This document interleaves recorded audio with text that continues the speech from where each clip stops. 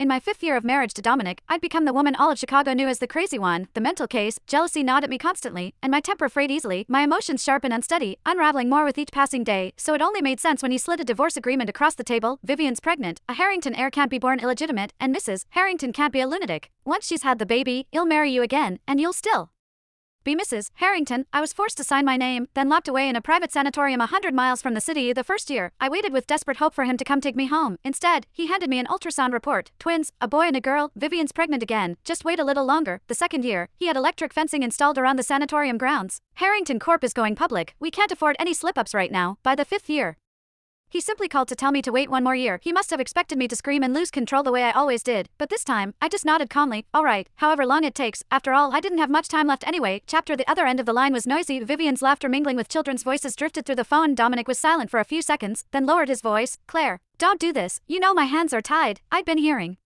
that line for 5 straight years. The old me would have torn the world apart, demanding to know what excuse the almighty Harrington family could possibly have. But now, I pulled the blanket over my legs, long since stiff and unresponsive, and took a deep breath. If there's nothing else, I'm hanging up. I need to rest. On the other end, Dominic was rushing out the door, his patience already wearing thin. I made you a promise, and I'll keep it.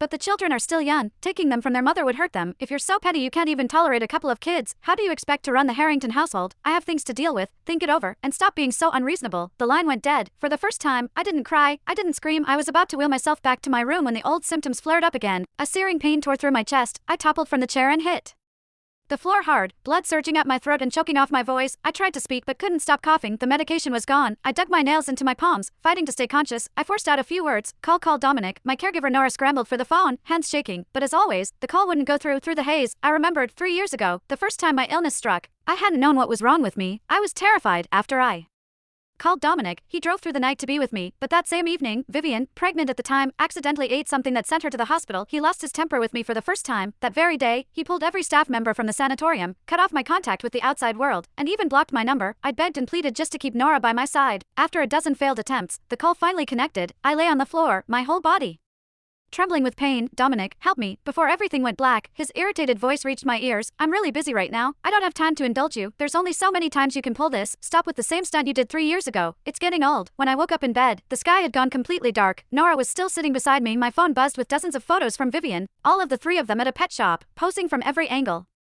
Look how happy we are together. Dominic says he can't bear to be away from us, so even last night he was holding me, trying to figure out how to get rid of you. Oh, and when you called, he was grooming the dog we adopted together. After all, he always says my needs come first. Dominic was severely allergic to dogs. We'd once had a huge fight over getting one. That war ended with me finding a new home for the dog I'd raised for years, and now here he was, risking a full-blown allergic reaction to groom a